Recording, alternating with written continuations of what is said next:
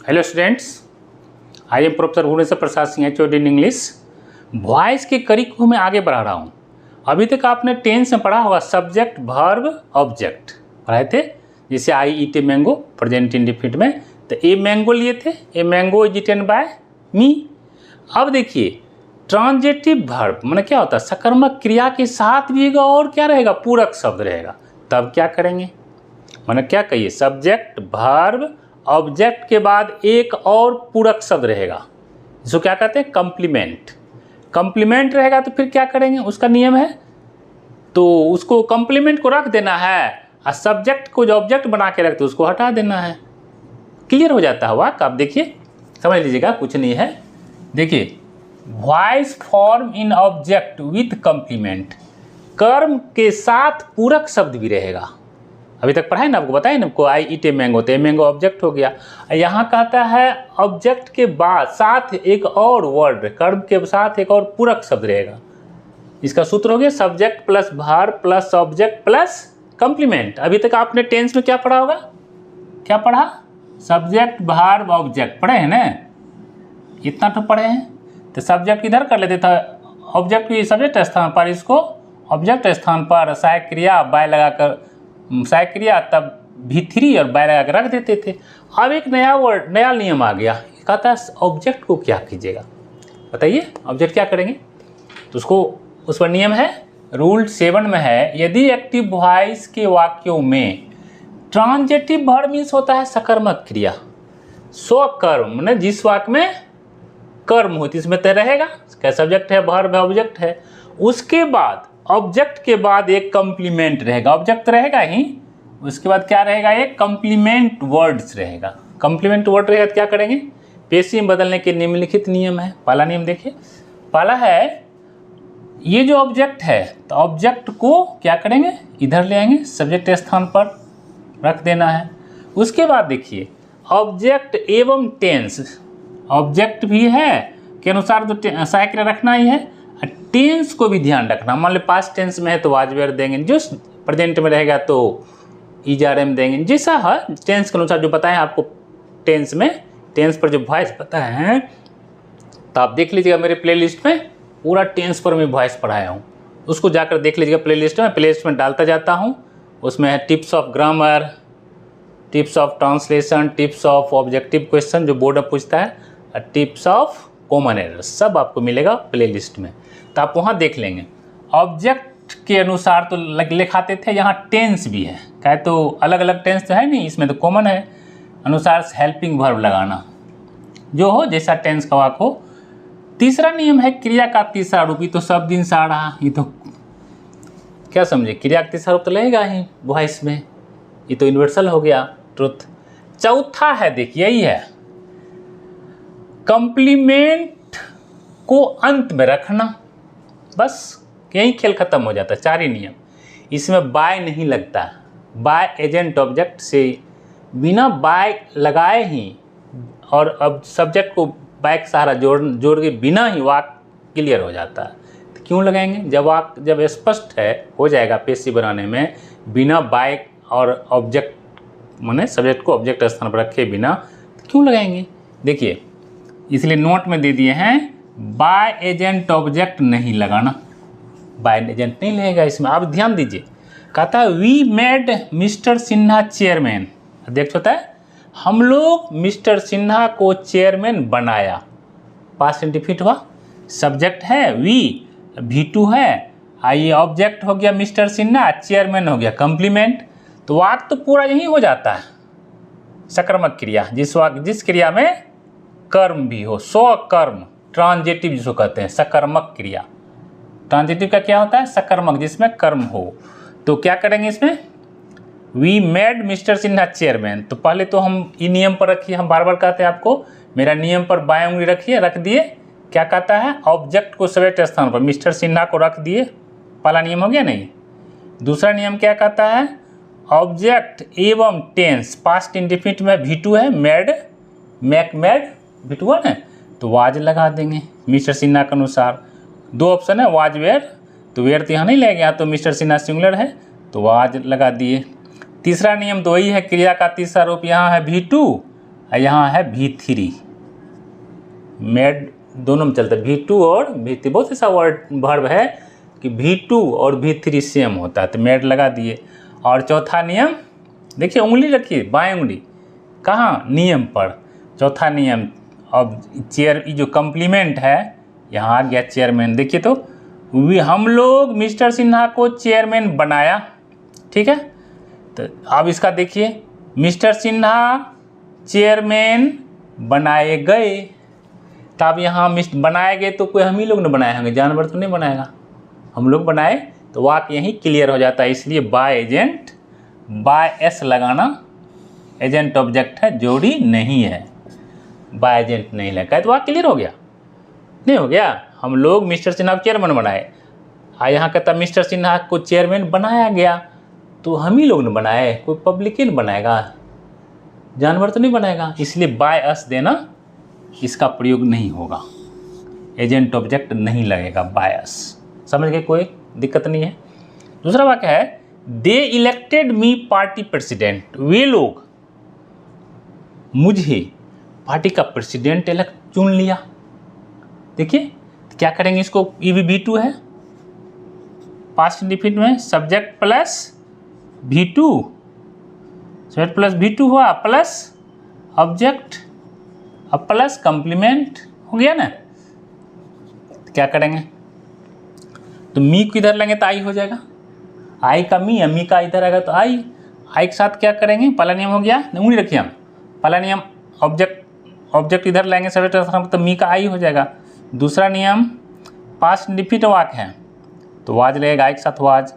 तीसरा नियम ये है V3 लगाना, V3 तो यही होगा। अब यहाँ जो है ना इलेक्टेड V3 है, V2 भी है और V3 भी है, संयोग देखिए, ये V2 भी होता है, V3 बहुत अच्छा वर्ड है।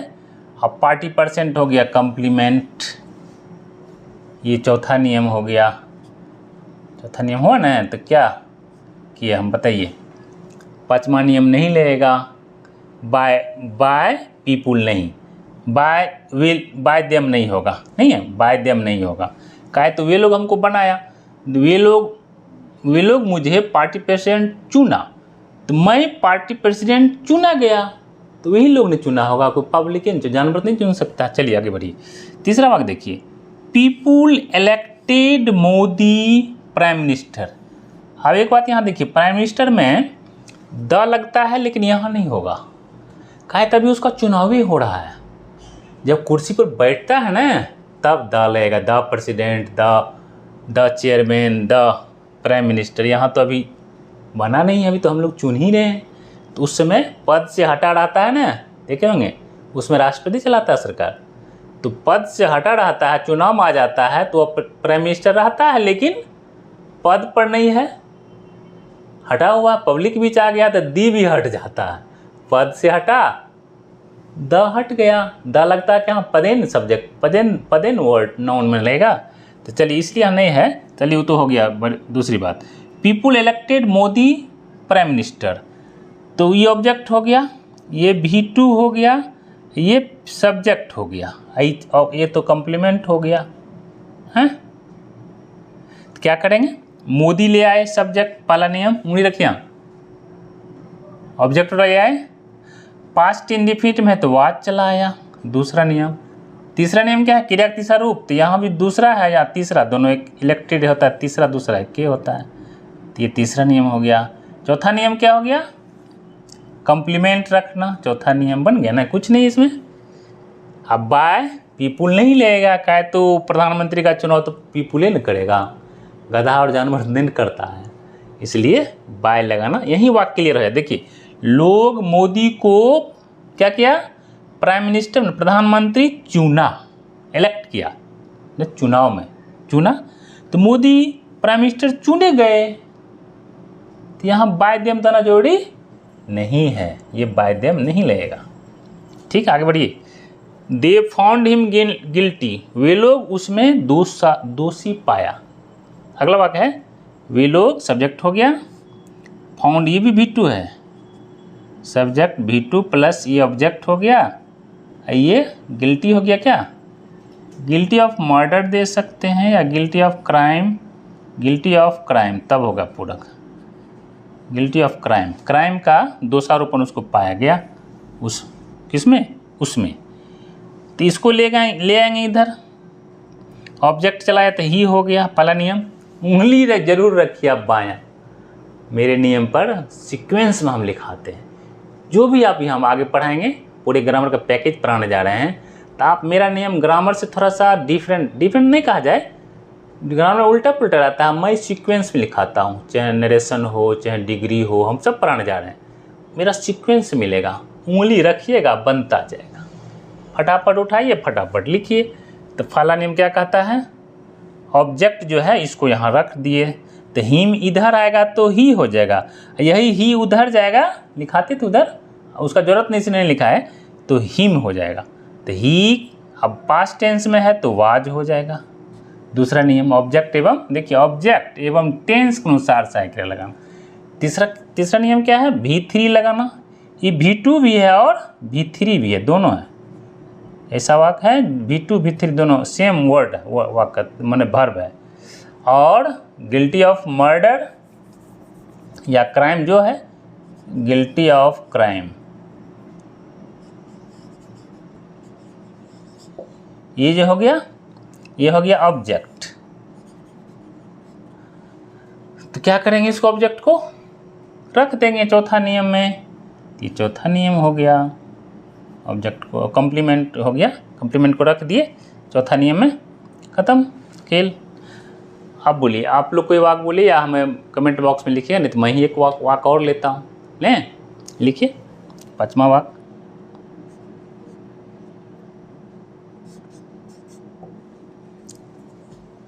द सेक्रेटरी, सेक्रेटरी मैंने सचिव होता है, the secretary appointed, the secretary appointed मैंने उसका नियुक्ति करता है, appointed, the secretary appointed him principal, यहाँ भी दा नहीं लगा, ध्यान दीजिएगा, अभी तो चुना हुआ उसका अपॉइंटेड कर रहा है, प्रिंसिपल। किसी भी कॉलेज में देखे होंगे उसका सेक्रेटरी होता है सचिव, सचिव ही प्राचार्य का अपॉइंट करता है, हिम उसको किया, कोई आदमी थर्ड पर्सन नाम नहीं दिया है। तो ये हो गया आपको सब्जेक्ट, ठीक है, ये हो गया V2, ये हो गया ऑब्जेक्ट, ये हो गया कॉम्प्लीमेंट। अब चलिए नियम पूरी रखिए, क्या कहा मैंने, नियम, मेरा नियम सीक्वेंस में है। पहला नियम क्या कहता है, ऑब्जेक्ट को सब्जेक्ट स्थान, ऑब्जेक्ट क्या है, हिम, इसको ले आएंगे यहाँ, क्या हो जाएगा पेशी में, एक्टिव हो गया ही। तो क्या करेंगे पेशी में, हिम इधर आएगा, नॉमिनेटिव केस बन जाएगा, वहाँ ऑब्जेक्टिव केस है तो हो जाएगा ही। अब चलिए पास्ट इंडिफिनिट का वाक्य है, अपॉइंटेड V2 है, सेक्रेटरी मतलब सचिव प्राचार्य का नियुक्त किया, उसे नियुक्त किया, तो यहाँ V2 है तो पास्ट इंडिफिनिट है तो वाज हो जाएगा, ही वाज। आई V2 भी है और V3 दोनों है, he was appointed, he was appointed, he was appointed, he was appointed principal. ये पहला नियम हो गया, देखिए पहला नियम, दूसरा नियम टेंस और ऑब्जेक्ट सब इसके अनुसार तो हो गया, ही के अनुसार इज, आई हो गया V3 तीसरा नियम, चौथा नियम क्या है, प्रिंसिपल रख दीजिए, हो गया।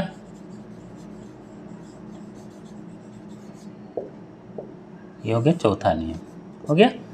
अब बाय सेक्रेटरी लेना जरूरी नहीं है, तो वाक्य यहीं क्लियर हो जाता है, सेक्रेटरी मतलब सचिव प्राचार्य का नियुक्त किया, उसे सेक्रेटरी उसे प्राचार्य नियुक्त किया, तो ही वाज अपॉइंटेड, उसकी नियुक्ति हुई प्राचार्य के पद रूप में, सेक्रेटरी देना जो अंडरस्टूड है, वाक्य यहीं क्लियर हो जाता है, इसलिए बाय सेक्रेटरी देना जरूरी नहीं है। बाय सेक्रेटरी एजेंट ऑब्जेक्ट है, इसका प्रयोग नहीं होगा, एजेंट ऑब्जेक्ट नहीं लेगा। कह तो वाक्य क्लियर हो जाता है यहीं से, इसलिए वो नहीं देगा। ठीक है, ये हो गया आपको क्या, ये हो गया आपको वॉइस का 7वां नियम। इसमें भिन्न भिन्न तरह का है।